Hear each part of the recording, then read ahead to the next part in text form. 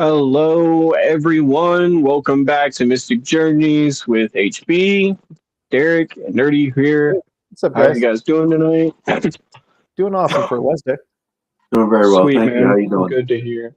Cheers. I'm doing pretty good. We got a way back Wednesday episode today. What is your why is our prompt for today. And I have a couple clips that I didn't get to play on Monday's episode. We'll play at the end of the show, and we'll talk about this as well. Cheers, everyone in the chat. Thank you, everyone, for joining. Yeah, glad everyone's here. We have 5 watching now on Richard, Journey. cheers. Channel. Cool. All right. So this is week 9 of the WayBack. Patty Bryant is the author, still in the volume 1. And we'll go ahead and get into today's reading. Cheers. Thanks everyone for being here. If you notice, we've been giving a little bit of a heads up before the show, a little bit of a countdown. So that's lets people get in here so we don't have to wait before the show. We can just go ahead and get right into the reading. Thank you for being here. Week 9, what is your why? When we know why we do what we want, what we do, everything falls into place. Simon Sinek. Sir Christopher Wren, who designed St. Paul's Cathedral in the 17th century, was one of the greatest English architects in history. As the cathedral was being built, he would walk through it to check on the progress. One day, while walking through the cathedral, he stopped to chat with a man who was working on the cathedral. He asked the man what he was doing. "I'm cutting a piece of stone," the man replied. As Wren continued walking, he asked another man, "What are you doing?" The second man replied, "I am earning 5 shillings, 2 pence a day." Wren continued walking and came upon a third man.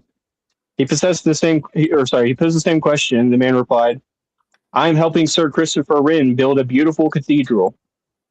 Some days it may feel like what you do doesn't matter, and it might be easy to get in a rut and think, "All I do is run reports," or "I just stay home with the kids." But what you do directly impacts the bigger picture. It's crucial to understand the greater vision and how you impact it. It starts with why. Simon Sinek explains how understanding your own why is so powerful. He states that until I discovered articulated and began to focus on bringing why to my life, I was out of balance. He proves a simple activity to define your own way.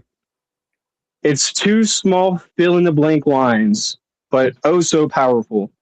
I'll share my example below. The example below they have here, I'll show it on the camera here in just a second. To encourage and inspire others through the WayBack so that people will feel valued, heard, and connected.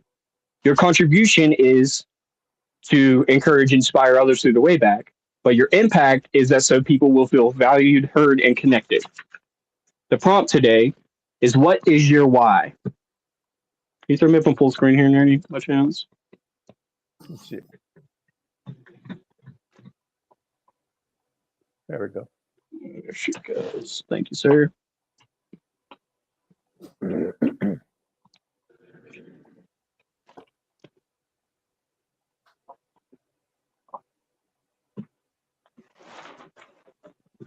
Your contribution and your impact. All right, you can throw us all back up. Thank you. You guys answer in the chat. What's your why? And we'll go around the circle here. I'll start off if you guys don't mind. Yep. Again, as usual, I always read these earlier in the day, about lunchtime or so, if not earlier in the morning, and I'll think about it throughout the day. I thought about this one all day, and for me, my first answer was, enjoyment and my happiness, and that's why I do what I do, right? Things bring me happiness. I chase that, as we probably all do. But as I kind of started to think about it, I'm like, you know what? There is a bigger picture here. There's a bigger meaning on life, and our why isn't to just have happiness and pleasure, even though that's what we want. Like, why would we choose pain over pleasure, right? But my why is embracing the good and the bad. We talk about this a lot. That's what makes me a full human being, is being able to have the bad moments and just look at them and accept them and learn from them, just the same way I can from happy moments as well. And really, that's my why. I think I'm here on Earth just to have experienced the good and the bad. And to me, that gives me purpose no matter what I do, no matter what happens to me, it gives me purpose, and meaning, and opportunity to learn. That's probably my answer. But you, D. When do you guys can go next? All right. I think my why is, I like to encourage others and be positive, and I think it's because it's built in. And even you can get on board with someone being negative towards someone else, or you can kind of flip it around and point out something positive towards that person that's being negative. And there's always a easy trap that you could get caught in by jumping into like negativity. But why it's built in. And we your why, it'll help you do things like that, like HB are saying, that are difficult and things that you don't want to do, but because it's part of you, it's in there, is why you'll get up on your day off and go do something you don't necessarily want to do, or um, keep going in the same direction. It's because it's part of what your beliefs are. Or you could even say with what we're doing here, our why is because we believe in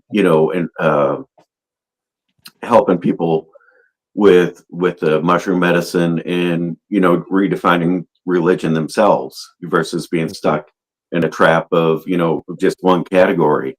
It's empowering other people to have a why themselves. And Beautiful. it's having a hobby also, like growing mushrooms and such, is also a source of satisfaction and happiness. When you do something like that, then your why will be getting your mushrooms growing and getting better at that, and just small accomplishments. I'm sorry, you can keep growing on those there and keep improving yourself.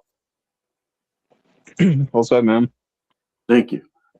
Yeah, I think we could easily replace that prompt at the end of right there with Mystic Journeys. I was thinking about that as well. Your contribution and your impact. Our contribution is, doing this show and using the four agreements and talking about the way back here and these different concepts, metaphorical and physical, hoping that they'll find people at the right time in the right place, whether they hear it live or after the show. Um, and yeah, so that people will feel exactly as they put here. People will feel valued, heard, and connected. We try to build a community here, family, really, honestly. Nerdy, what do you think, man? I've got a few whys. Why I do what I do. My biggest why for why I keep moving forward and why I keep going is my daughter. When I had my daughter, everything changed for the best. Well, not only not everything for the best, but having a kid is, I tell people, it's the happiest you'll ever be, but it's also the most stressed you'll ever be. But The least amount of sleep you'll ever get in your life. it's honestly the happiest that I've ever been is spending time with my daughter. Right on, brother. But also, another why is I'm trying to be the change I want to see in the world, and I've healed Sir. myself, as not 100%. Nobody's. I don't think anyone is ever 100% healed. I think everyone's always struggling with something, but I have found tremendous healing from the four agreements and entheogenic mushrooms, and healing myself is healing others, and vice versa. I've come to the conclusion of. So the more I help others, the more I'm actually helping myself. It's tremendously healing, being generous toward other people, especially for the benefit of the greater good in the community.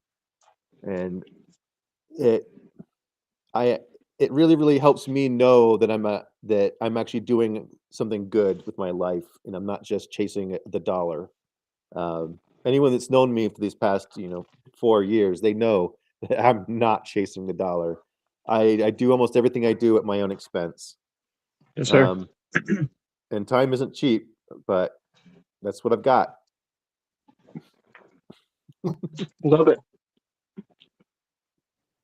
I think the community part is really awesome. I mean, like, we didn't we didn't have this why before we joined Tea with Pops, and had that community and seeing it help other people. So that I think created the why here, and it's really, kind of, we're just regular guys, and it's our why is also showing other people, what's stopping you. You could do it too. There's plenty of opportunities that if you wanted to, go for it and see what happens. I completely agree. Pops was Completely agree. another one of my whys, and Yeah. he inspired me to want to do more and start the Colorado Michael League and meet the T crew and start this church with you guys. He was one of the whys. He showed us that we could do it.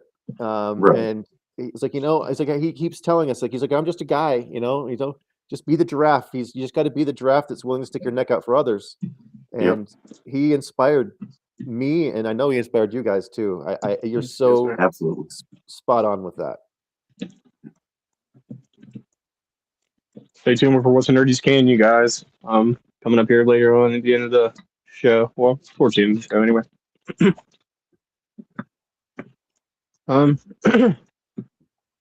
Let me. Oh yeah, we mentioned that. Yeah, give a shake if you don't mind, and you can go ahead and throw a clue if you want. Since it's Wednesday, it's one of those things I like to do every Wednesday. I like to put something in my can, and everybody gets to guess what is in Nerdy's can. So the clue today is that first clue. It is Valentine's themed. And I'll have another clue in a little bit. Why don't you go ahead, and if anyone guesses it, they're going to get a copy of Take a Breath, a meditation guide for staying present, calm, and mindful. I found this Okay. it seems like a really, really good book. It's like a little workbook, and it's really, really helpful. It's like guided meditations and stuff. It's really, really simple. And it seemed good enough for someone with ADHD like me, so I decided to buy it and give it away. I hope someone gets some good use out of it. But not just this book. I'm also in the process of developing a new method for extracting psilocybin and psilocin from my mushrooms. And Well, I'm glad you. it's going to Sorry, be go ahead. I didn't mean to cut you it's off. going to be an alcohol-free method. So that's one of those things that people have asked is that, do you have an alcohol-free method? Because I'm trying to stay 100% away from any form of alcohol in anything I do. So that's going to be one of my goals with this new method is I'm making gummies for this weekend, and I want to send out a sample of my gummies so that whoever wins this, I would like to get feedback. Which one's better, gummies A or gummies B? So the gummies, one of them is going to be my old version, one of them is going to be my new version. I want to know which one's better. Okay, sweet. Yeah, I was gonna say I'm glad you brought that up because I wanted to actually at the very end of the show talk a little bit about extracts. I can only do my part to talk about plant extracts, but I wanted to pass the mic over to you and let you do the whole mushroom. Explain how they're different and explain how extracting them is totally different than the plant extracts. I'll explain my side and then you can explain yours. Not Try to give totally, everybody a full overview of it all. You want to really target what compounds you're going after, and that depends 100%. on what plant you're doing and what mushroom you're doing. Exactly right, 100%. So we'll talk a little bit about that at the end of the show for you guys. And before that, let me go ahead and play a couple clips for you guys. I didn't get to play these for Monday, and this is kind of picking back up on that topic. So I'll just let him speak for himself. Here, I'll play it. Richard Borba, I think he's listening on your other channel because I don't see him over here on the Mystic Journeys channel. Okay, sweet. That would make sense. Yeah, cheers, man. Yeah, we're over here on a Headbusters channel as well, too. But just because we're not goons. Oh, sorry. We're not. Go ahead. I think Richard Borba got close enough. He said, one sweet. Okay. I'm going to put that up on the screen. I'm not getting chat for some reason. Let me refresh here. I have. Oh, you're seeing it up here. Okay. So more than one, but we've got sweethearts. And I will drop a bunch of fascinating facts about this candy later on. But go ahead and post your video and tell us what you're going to show us. Sweet. So you got it. So Sweet. Richard Borba, I get to Congratulations, we get to send him man. a prize. Congratulations. That's sweet. We already got your information, man. So congratulations. We'll get that out to you as soon as we can. Yeah. That's cool. We're not goons. We're not bullies. No matter what people say or do, we have to be ourselves. You. I'm Jesse Hall from Minneapolis, Minnesota. Les Averman, Brooklyn Park, Minnesota. Fulton Reed, Stillwater, Minnesota. Charlie Conway, Minneapolis, Minnesota. Connie Moreau, Minneapolis, Minnesota. Adam Banks, Edina, Minnesota. Michelle McKay, Duluth, Minnesota. And I'm Gordon Bombay, Minneapolis, Minnesota. Ducks, ducks, ducks, ducks. I'll play one more here. I'd like to talk to you today about prejudice and how it still exists in today's world. I didn't even know that till last night when I saw a real smart, totally cool Asian girl crying. Hold on. Let's see if we can fix this. Okay. All right. I'll just mouth it. Is that the one? Same. Yes, sir. Correct. There we go. I'd like to talk to you today about prejudice and how it still exists in today's world. I didn't even know that till last night when I saw a real smart, totally cool Asian girl crying her eyes out because some idiot at the mall called her a bad name. My lesson for today is that when people treat other people badly because of their skin color or their religion or where they come from, then real smart, totally cool people can really suffer. Hey, George, this isn't gum, these are Rolaids. Deal me out of this one, Mr. Hunter. What? Why? Okay, you win. I'm a crummy teacher and I resign.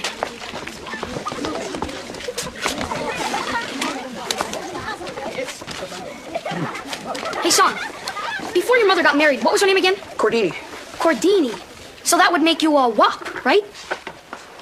What did you call me? You heard what I called you. Did you hear what he called me? I heard what he called you. What are you gonna do about it? He's the teacher. What are you going to do about it? I'm gonna knock his head off. What if you couldn't? What if you couldn't do anything about it? What? What if you lived in a country where I could kill you just because of your mom's last name?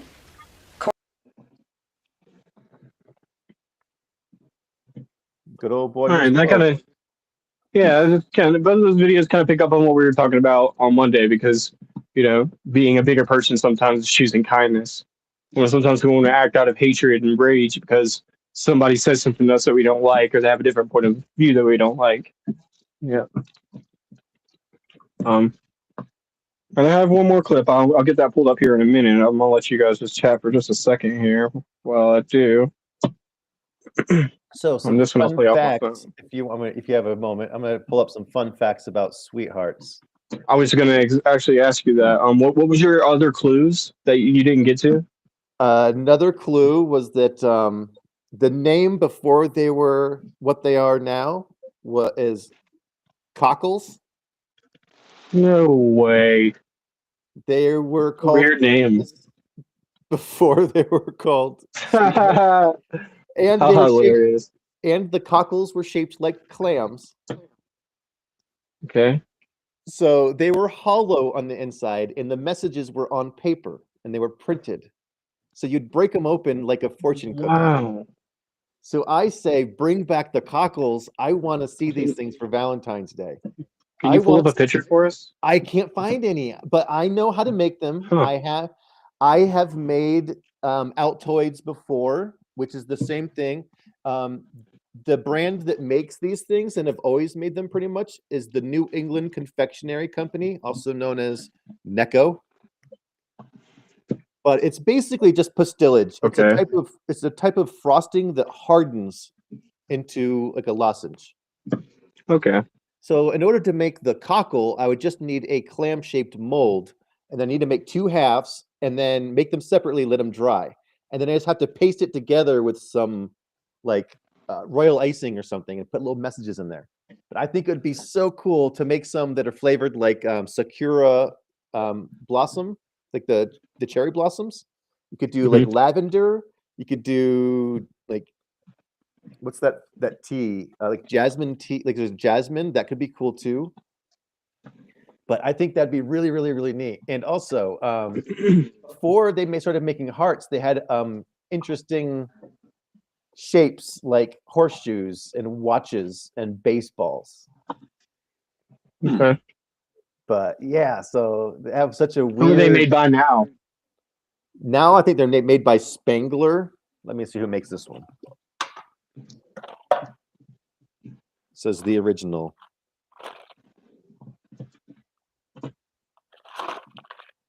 Spangler Candy. Okay. So I think Necco went out of business and Spangler completely bought out all of their candies. So who's making the Necco wafers? Is that Spangler then? I would assume, but let me look it up.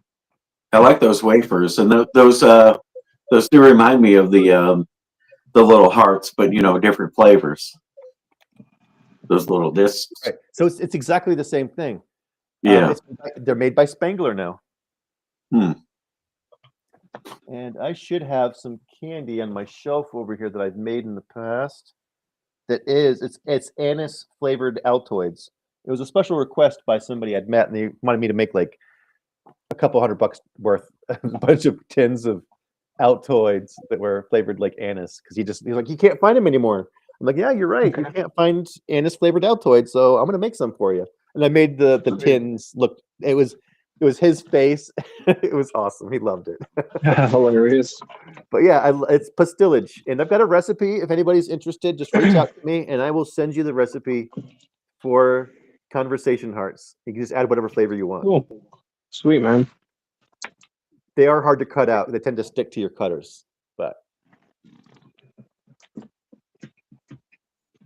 yeah. Let me play one more clip, and this kind of relates back. We're going to backtrack to where we were. About for the wise. I have a cool little clip here, a little animated clip of some krill, and then after this, we'll discuss it and we'll talk about some t-shirts for everyone. It's been a while since we did a mycology talk. I think this will be fun. All right. Let's see if I can get this. Can you pull me up full screen here? let's see.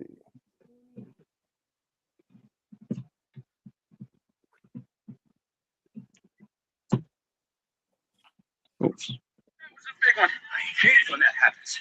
Hey, Will, is that you? Of course it's me. Can't you tell? No, not if we all look the same. I don't. Will, we are krill. We are meant to look the same. Not me, Bill. There's only one of me in all the world. I am one in a trillion. Where are you going? I'm leaving. I want to be free, Bill. There's no such thing as free, Will. Come on, less thinking, more swarming. I'm sick of swarming. We've been swarming all our lives. Sometimes, Will, it's like you've got a mind of your own. Tell me, Bill, what lies beyond the swarm? More swarm. And then some more swarm. And then, Will, there's nothing but swarm. We are a swarm without end. Everything's got an end. City, I end here. That is not a happy ending. It stands to reason, Bill. If I swim against the swarm, I must eventually reach the end of the world. Oh. Oops. Well, what are we even looking for? That's the beauty of it, my friend. I don't know. Will, please, come back. But yeah, I asked him, he's like, what's the point? What are you even looking for? He's like, that's the beauty of it. I don't even know. I don't like that. That's kind of like encompasses the why for me. You know, we don't have why. And that's the beauty of it.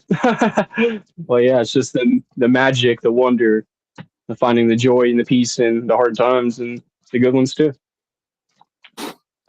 One in a That's trillion. right, Casey. One in a One in a trillion. One in a trillion. We're all one in a trillion. I love it. Sweet. Cool. Let's do some mycology talk. Well, I guess we'll do some herbal talk first. I'll go ahead and just do mine. That way, I'm not talking out of pocket, and then I'll let you speak. So herbal tinctures, they can be made using a few different ingredients, alcohol of different levels, depending on your extraction method and your dilution after you get done with the product. You can also use vegetable glycerin, and you could use vinegar as well. The downfall, pros and cons to using the different ones are vinegar will last longer than glycerin, but not as long as alcohol. So alcohol will last the longest, vegetable glycerin will last the shortest amount of time. And it's better refrigerated. Extracting the plant material mostly using alcohol is going to be more beneficial. Vinegar does do a good job at breaking down cell walls and removing and extracting plant materials. Sometimes the extraction process can take a little bit longer than using alcohol, but using alcohol, depending on the plant material you're using, you're going to need to use a different level of alcohol. Some tougher, rooty herbs like dandelion root or licorice root, ginger, even things like that, can benefit from a higher level alcohol, where fresh herbs and greener herbs are going to benefit from a lower level alcohol, something like a vodka, or maybe even less than that, depending. You can sometimes go as low as 40% on these tinctures and still get a great extraction. And the water mixed in with alcohol is the benefit, because some of these components inside plants are water soluble and some of them are alcohol soluble. And you're probably going to find the same thing with mushrooms as well. Obviously, people like kids can't have alcohol, right? So sometimes people will use vegetable glycerin or they'll use vinegar to make their tinctures. Sometimes people have addiction. Nerdy was saying he's not using alcohol in his products at all, so I can understand completely why that's the case. Oh, that's the new version. I'm gonna try not to. Right. The alcohol is going to last a lot longer with these tinctures. If you make herbal tinctures, sometimes they can last indefinitely if they're stored properly out of light and in a cool environment, room temperature, and like a dark cabinet. They can store indefinitely. Easily go 5, 6, 7, 8, 9, 10 years, and still hold the same potency and hold the same medicinal value as well. With vegetable glycerin, you're not going to be able to extract as much of the plant material, but you'll still do a pretty good job. You just might have to end up increasing your dosage at the end. What else? What am I missing here? I'd want to mention that whenever you make tinctures, you're not really doing it so much to shrink your product. So if you have an ounce of tea, you're going to use that to make a jar full of tincture. So it's going to do a little bit of shrinking, a little bit of compacting, if you will. But whenever you make tea, what you're doing is you're diluting it, and you're having to drink more of it, more of the flavor. With tincture, you're only having to do a couple drops because it's so concentrated. In that aspect, you're saving a lot of room. As far as accessibility for the medicine, you're getting a little bit of benefit because you're letting the medicine center your tongue, which is sublingual, and it's seeping through the blood vessels in your mouth, and it's getting an immediate reaction as opposed to taking a capsule, which, like Mary mentioned, might take 15, 20 minutes sometimes, right, to be able to activate. And when that happens, like for cannabis tincture, for example, there's 3 ways to get high from cannabis. You can smoke cannabis, you can ingest it with edibles, or you can use tincture and use it sublingually. Well, obviously, people who are having epileptic seizures cannot smoke or eat while they're having a seizure, but they can use tincture. They can put it under their tongue, and it will stop the seizure within a matter of minutes. So there's benefits to these certain chemicals, depending on if you use cannabis or certain nighttime medicines that you want to act quickly and immediately. Do you notice a difference? Do you notice a big difference with like with cannabis? I know like the difference between VG and PG. There's a considerable bond rate difference, like the adherence of like say 70% and 30%. Is that similar with a lot of different other plant medicines? Like you found like I can only use alcohol to do ghost pipe tincture versus water or vinegar or PG or VG? I mean, it's a great question. I think it really I would have to experiment with that a little bit. It's a great question. Yeah, I have to experiment with that and get back to you on that. Could you say that But one more it's a great time? question. like I know with cannabis, like the bonding rate, the percentage of material that will actually bond to the vegetable glycerin or the polyglycerin, the PG. There's a significant difference between like 70% and 20%. So you only want to use, I believe it's the PG with cannabis versus the vegetable glycerin, because it's not going to adhere, and you're not going to have the same strength basically, versus the other mix. product. Well, each one has a different ability to dilute or to become a solvent for each of those compounds. But it just depends on the compound you're targeting and which solvent you're using. Yeah. Really. Like I would assume that vegetable glycerin would be way different than like the PG even. I would think, Mhm. even though it's still glycerin, I would think that it'd be different. For Be something to example, like experiment you were with. talking about the percentages. That makes a big difference with mushrooms. I know that. Like when if you're targeting specifically psilocybin and psilocin, the ABV makes a big difference. But also, those compounds you're chasing are 100% water soluble. So if you're not using alcohol, then it doesn't really matter what your ABV is. Yeah. Correct. It's more dependent on your acidity or your pH at that point. But the question that I have is, are the other components, the micronutrients and other tryptamines and stuff inside of the mushroom, are they water soluble? That's why people do dual extractions. Because the first extraction will essentially be the ethanol extract or alcohol. Ethanol isn't just from corn, it's from any kind of plant matter. Then the second extract will generally be the water extract, where you actually heat up the water and it's a decoction. So you do the decoction Correct. and the tincture. Tinctures with alcohol, a decoctions with water. But when you're done making it, you want to refortify it to be at least 30% ABV so that it doesn't re-ferment and it doesn't go bad. If you have it at least 30%, it's going to be shelf stable and you keep it in the dark, like HB would say. You're That's referring to for a mushroom tincture? for all tinctures. Yeah.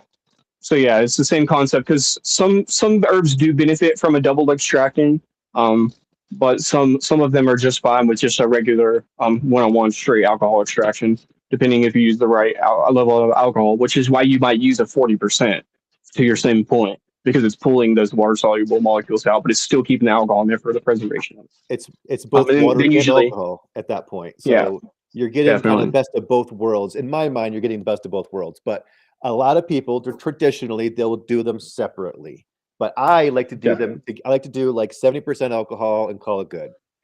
Right. For Yeah, because mushrooms. whenever you get your final product, you can reduce it or add more alcohol to make it whatever alcohol level you want. Whenever you get to that end product, that's whenever you can mess around with, And mixing you're it talking, or adding sugars from medicine or whatever. and if you're targeting specifically terpenes and like cannabinoids and like THC, those are actually fat soluble. So that's why like the butter I was going extractions to mention and that. the oil Yeah. extractions are so effective because it really, really like it's attracted to it. It's like I think Definitely. it's like polar to it or something like that. It actually pulls it out of the material. That's what Okay. Rick Simpson oil. It's basically taking the same method that I'm doing for mushrooms, but like 70% alcohol, and then you just cook it down in a double boiler and you get it reduced, and then it turns into like an oil. But my goal is to get a full mushroom extract instead of just targeting one compound. And there's an Correct. entourage effect. There have been some extractors and researchers that they've done tests and they said when you extract just the psilocin or just the psilocybin, it's not the same. It feels icky. If you take it like a full mushroom extract, it feels better. It feels more clean and wholesome. And that's what I've been doing is I've been aiming to do like a full mushroom extract by first extract cold, second extract room temperature, third extract on the heat. And I'm 100%. using that 70% alcohol, and I'm also pH balancing it because there's are all different factors that a lot of people don't think about is the pH. Definitely. Sorry if I'm going ahead of you a little bit there, HB. No, You have man. Actually, you're something. following right along because I was going to mention that about the cannabis tinctures that there's a few different ways, right? You can use alcohol or an acid like vinegar or something like that to be able to extract citric acid or something like that to be able to extract THC. You can use heat or cold by using the bubble hash method, using frozen ice or dry ice to be able to knock the THC molecules off, or heat using rosin press or something like that. And then obviously using alcohol as well. Right. And most polysaccharides in mushrooms, if you're just talk about mushrooms in general right now, polysaccharides are pretty much water soluble. So if you do the water extract, you're going to break down most of the cell walls immediately, and you're going to get all of those mushroom sugars. And those polysaccharides are some of the most medicinal parts of the mushroom. So it's the actual cell walls themselves. It's basically just complex mushroom sugars. Definitely 100% right. But yeah, so also let's say you're targeting like lion's mane. You want the urosinins from the mushroom. Those are all water soluble, so you don't have to have any alcohol. But when you do the alcohol extract, the extraction is far cleaner. It's easier to strain. There's different properties to the extract, but they say that all you need is a water extract for lion's mane. But when it comes to psilocybin mushrooms, I found some research early on that told me that the pH makes a big difference to whether you're getting psilocin or psilocybin. And my research, it was from a Google patent, and there was this chart, and it was this perfect bell curve. The more acidic it was, the more psilocin you got. The more basic it was, the more psilocybin you got. And it was like around 11 pH is where it would actually extract the most psilocybin, and it was around like a 2 pH where you'd extract the most psilocin. And it was a perfect curve. And like in the middle, it was like you're not getting anything. I was like, that was really interesting. So it was only on the extremes. And so I figured if you're only getting psilocybin, which dephosphorylates into psilocin when it's in the alkaline environment, which is basic, which makes sense because they're called alkaloids. I would assume, these are big assumptions. I don't have any actual scientific, I haven't sent anything to the lab to get it tested, if that makes sense. My conclusions were that if I use the alkaline environment, then I can preserve the most psilocybin and prevent it from turning into psilocin. Because in my mind, psilocin has a shorter shelf life. It's got that half-life, as they say. It's going to start degrading. As soon as it starts converting into psilocin, it's going to start degrading. And I'm like, I don't want that. I want it to have the longest shelf life possible. So logically, I started adding baking soda to my extracts, and I was giving out my candy to everybody. Everybody's like, "Oh yeah, this is fantastic! I love it. It's great. It's good for months on end." And like, okay, that makes sense based off of what all of my research has told me. But recently, about a month ago, some more research has come out where they compared a bunch of different mushroom techs. They compared orange juice. They compared just plain room temperature water. They tried hot water. They tried cola, and they tried lemon juice. And they basically made like lemon tech. So they just did like a simple extract from each of these compounds. And it was really, really, really interesting, the results that came out of this, because it was almost complete opposite of what a lot of us were thinking. It turns out that plain room temperature water is the worst thing you could do to your mushrooms. You put your mushrooms in plain room temperature water, the psilocybin starts immediately converting to psilocin. Immediately, it starts converting. And then within the hour, you only have about 5% of your alkaloids left. Gone. Everything's just trash. Within an hour. Wow. So then they've also tested hot water, tea. So boiling water, they poured it on the mushrooms. Completely different. They had a completely different opposite effect. The hot water actually slowed down the breakdown by a lot. But you got to drink it fast. Otherwise, once it gets down to room temperature, it's going to start degrading. But that was surprising. I was like, really, it's hot. As far as we know, psilocybin and psilocin is sensitive to heat, air, and acidity. So, okay, so the hot water helped preserve it a little bit. That was counter to what I thought.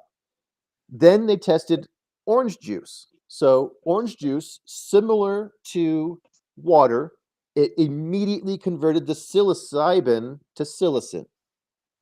But the psilocin didn't degrade. It just stayed there. Lemon juice. Oh, also, they also tested cola. Cola is the exact same effect as orange juice. So if you don't have orange juice, you got a bottle of Coca-Cola, use that. it's probably you're going to thank yourself. You're going to get the best results because it's going to hit the fastest and it's going to have the shortest duration, but it's going to be the most satisfying. Orange juice or Coca-Cola. Then they also tested lemon juice. So you go far more acidic, which is lemon juice is more like a pH of like 2, which is along my chart was saying that that's where I'm going to extract the most psilocin. And I'm like, okay, well, I would think that it would also speed up the degradation of psilocybin. It didn't. It did the opposite. It slowed down the degradation of psilocybin at the stomach acid level. So then that same lab, they did another test, another study where they put mushrooms in gastric acid, stomach acid.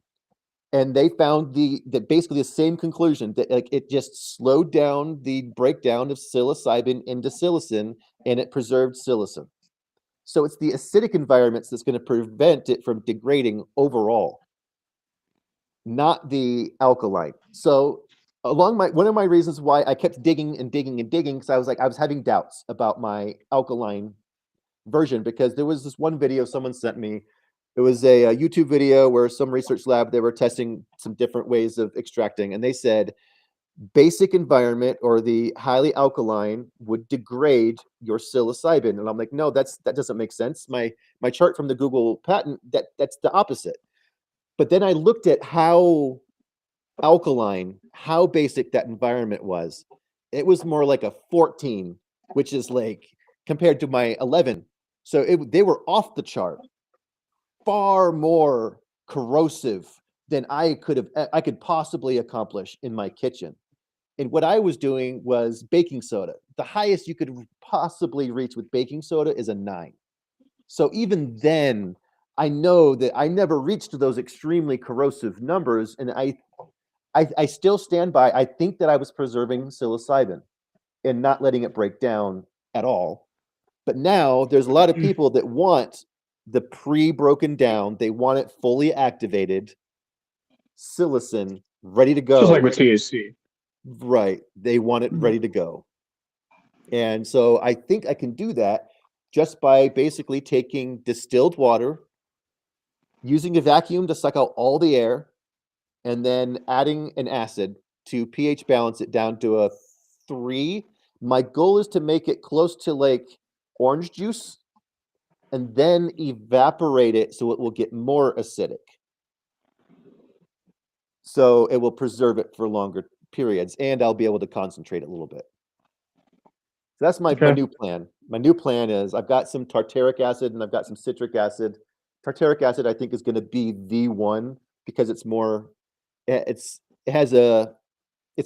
more acidic, not far more, it's just like a couple more points acidic than citric acid, but it's food grade. It's from a brewery store, and I'm excited to try it. I'm excited for Richard Barber to try it. Hope I get some feedback. Sweet. I'm sure he will. So he'll get to try both versions and let me know what he thinks, but I won't tell him which one's which. There's going to be an A and a B. I won't tell him which one's which. He has to tell me which one he likes better first. To know. Okay, sweet. Gotta dangle that carrot. But it speaks a lot too about what we've been speaking about harm reduction, because you don't know what you're getting whenever you take these mushrooms. Because one time you could use lemon juice, one time you could just use orange juice, you get a totally different effect. One time you could make tea with no citrus, you're getting a totally different effect. What you have in your stomach, regardless of what you eat your mushrooms with, could make it a totally different experience. If your stomach's filled up with a bunch of water and you've lowered the acid level in your stomach, as opposed to if you drink a bunch of lemon juice, raise the acidity level in your stomach. You know what I mean?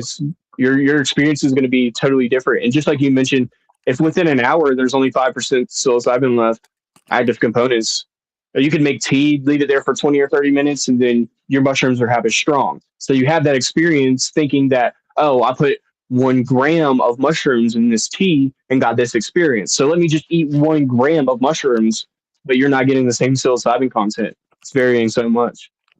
Depending on this is why I'm mentioning today we need to do some more third-party testing as time goes on with these extracts to be able to see the degradation rate, and only time can tell. So yeah, we're putting in the work, we're putting in the time and the effort, and we're trying to get this stuff really figured out. I would like to point out is acetic acid is one of those acids that it's well known to be a good way to extract psilocybin and psilocin.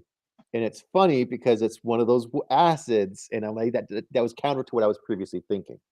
Right, 100%. And So yeah, another thing you should think about is when you're making extracts, it's not a bad idea to extract on that same mark 3 times. 1 time in the fridge because some compounds are cold soluble, just like how some compounds are warm soluble. And some things are more soluble in water, some things are more soluble in alcohol. That's why people do the dual extraction. So really, really consider what you're trying to accomplish with your extraction. Do you want a full extract, or you really want to target the specific compounds? If you want to target the specific compounds, figure out what's the best way to get it to dissolve. definitely. And find Not the only best that, way. Yeah. not only that though, you could have everything dialed in, but depending on what you're eating and drinking, changing your gut biome is going to also affect things quite a bit. So that's into play too. You are what you eat, 100%. Yeah, that's my whole point, man. Depending on what you put in your body, because it say that you just decided to have a dark chocolate bar, 90% chocolate bar is just your snack, and then you eat the same 1 quote unquote gram mushroom that you normally eat, even if they're similar. Let's just assume that they're similar psilocybin content. Now you're going to get a way stronger and longer experience because you ate that chocolate bar. You're not even equating it in your head of why this experience is stronger and longer than the last one. You're just assuming the mushroom is stronger or whatever, right? There are entourage effects with dark chocolate. Dark chocolate has specific compounds in it that work with the mushrooms. Similar to, there was somebody, you were saying Blue Lotus that does that too. I need to try that. But Yeah, it's a couple other different compounds still on. And I say it's true for the full mushroom extract versus the isolated extract too. The full mushroom extract, it has the entourage effect. And if you want my evidence, I can find the video. Just reach out to me on the side. I can send it to you. But it was from some extraction convention where they had a panel of mushroom guys. But they specifically talked about how the full mushroom extract is superior. So, all right, check this out, buddy. Blue Lotus contains psychoactive alkaloids, mainly nuciferine, and ampomorphine. Nuciferine and ampomorphine. Nuciferine is a dopamine serotonin modulator, and ampomorphine is a dopamine antagonist linked to its aphrodisiac reputation, contributing to its mild euphoric and relaxing effects. The concentrations vary greatly in commercial products. Yeah, that's what's good. They do have concentrated versions, but that's why it's good just to get the dried flour and then make your own. Yeah, and the compounds in chocolate is one of the reasons why chocolate is one of those ceremonial. Theobromine, is that the compound is correct? What's that? Theobromine, isn't that the compound? Theobromine, I think, is one of the compounds in the chocolate, and I think that's. I believe coffee has that same compound as well. Right. If I'm not talking completely out of pocket here. There are some cultures in Mesoamerica that use chocolate as their ceremonial sacrament. They eat it in high concentrations, and they do have. I've heard about this. Apparently, they have experiences on chocolate. Reportedly, the Egyptians used to mix mushrooms with cacao and Blue Lotus as well. Yeah, they were mixing these compounds together. It was creating a synergistic effect. They were, ignorant to it. They've been practicing these medicines longer than we have. Yeah. One thing about cannabis. I'm sorry. Go ahead. I was going to say one thing about cannabis, like the, that bubble hash, with the bags. Like I got one. He's here, the bag. You snacking on the sweetheart? Me? Yeah. You don't want to do those. Gummy bacon and eggs. Bacon and eggs? Get there, get out of here. I can't put my finger on what the flavor is. It's fruity. Yeah, definitely not bacon and eggs. I got the kit with the seven different bags. Oh, yeah, and I put a pound of material through it, and the results were very dismal. So I mean, it was It was, you put a lot of beautiful plant material in there, and then you end up with very little product at the end. So I think for a lot of people, that's probably not the way to go. There's like, if you can get a hold of a nug smasher, I think that's a lot more efficient, and you get a lot more benefit out of the plant. Mhm. Yeah. You think rosin is the better way? Yeah, Yeah, for sure. Okay. The first way that I ever did it was a little bit of, there's a hack way to do it the same way you're claiming. You could buy a hair straightener, and some of the hair straighteners for like only like $20 have a temperature setting on it. So if you buy that, you can buy parchment, fold your bud up in between it, and press down on it. What we would do is at my buddy's house, we would take the weed, stuff it in between the hair dryer, and put it underneath the door and like push up against the door jamb, and like put all of our weight, like press this nug with like 200 or 300 pounds of weight, pushing down. You know what I mean? That's a lot better, I think, than using them bags or there's the nug smasher's cool, but it's a little bit more expensive. So it's like a cheaper alternative to doing it that way. Yeah. That's definitely a very affordable hack, using that hair straightener. I've seen a lot of videos with that. But there's also that butane method, where they'll run butane through the plant material.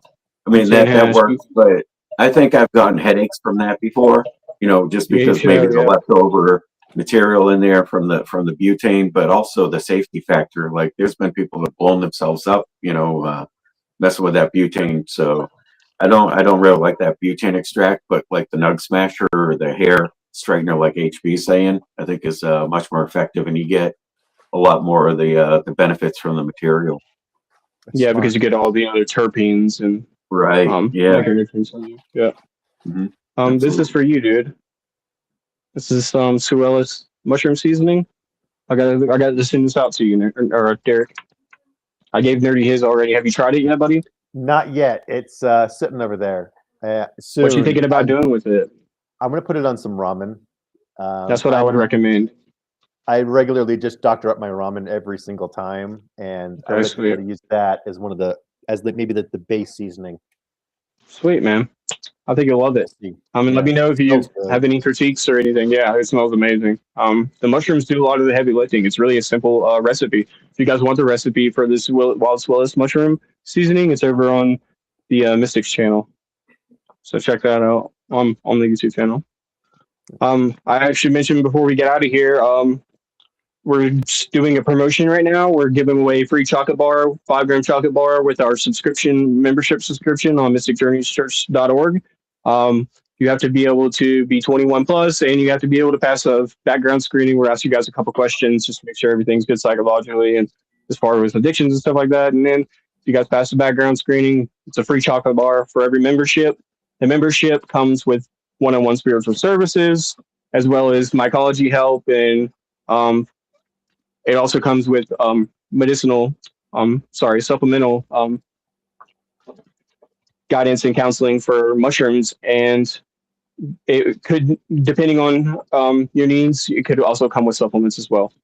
We appreciate you guys' support as far as that goes. We're still doing movie night Mondays on Discord for $5, and Saturdays riffing with HBs. Tuesday night, Derek Scott Bible studies. You guys know how it is. Let's check the chat. I'll have to poke Laura Devine and see if she wants to join us Friday. Yep, hopefully that's what we'll be doing. If not, we'll go ahead and have a backup if any of you guys want to take the seat.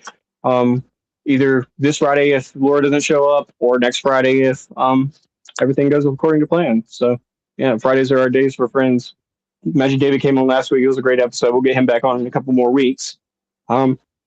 Also, Nerdy, you should reach out to Chris and see if we can get him on soon. I know he's busy. He's got a lot going on right now, but yeah. At first, I know what you're talking about, but at first I was like, "Which Chris?" I know like 5. I know. Yeah. Chris Vinci. Yes, sir. From Colonizing, Colorado. Yeah, I'll be seeing him this weekend. If you guys are in the area, check him out. What's the address, Nerdy? For Colonizing, Colorado. Or at least the town, and people will be able to. Oh, he's in Colorado Springs. Colorado Springs. He was just in the local Cheers, paper. Yes, sir. I saw that. Making big moves, man. I'm proud of him. Paving the way. I'll have the address here in a sec. So Colonizing Colorado is at 2314 East Platte Avenue, Colorado Springs. All right. You guys go check them out if you guys are in the area and you need mycology equipment, supplies, and advice. And as always, if you guys have any mycology questions, reach out to Nerdy as well. And Colonizing Colorado is going to be the local hub for the Colorado Myco League in the Springs. Correct. So if you guys need anything, me or Chris, or especially locally, like I've got local representatives everywhere. Pretty much, I'm trying to create local teams to handle the local areas. One team Fort Collins, one team in the Springs, another team in Denver. I'm trying to make it work. You're doing great, man. Younger generation, we're coming right behind you, man. Well, I appreciate all the hard work you do. There's a lot of it's like we talked about with Pops and his sheds. It's stuff that goes unseen, right? So waking up in the morning, the drinking the coffee, the contemplating the ideas coming and putting it into fruition. That's what people don't see. But we know that's the work that goes on that you do. We're proud of you for it. Keep it up. Thanks. Here, as far as Mystic Journeys, we are going to just keep trying to build up a group, and maybe later in the future we'll start. We'll have a point, an actual physical point for us to meet up and start doing meetups and get to know each other in person. So that'd be pretty cool. Just keep that on me. Keep an eye out for that. We're still you guys got anything else? We're still cementing infrastructure. We're getting there. Yeah. Still thinking. We're getting there. I want to thank all of our amazing supporters. Watching our videos and subscribing and supporting us on the mysticjourneyschurch.org. It's really awesome. Wonderful. We're doing this, and it's great. And thank you for being part of it. And we're going to keep growing. And it's a pleasure to have you with us. Well said. Thank you guys so much. If you guys haven't signed up on the website, go to mysticjourneyschurch.org. Sign up. It's free to sign up unless you get the membership. Again, the membership right now is coming with a free chocolate bar, so guys take advantage of it while you can. Thank you guys so much for tuning in.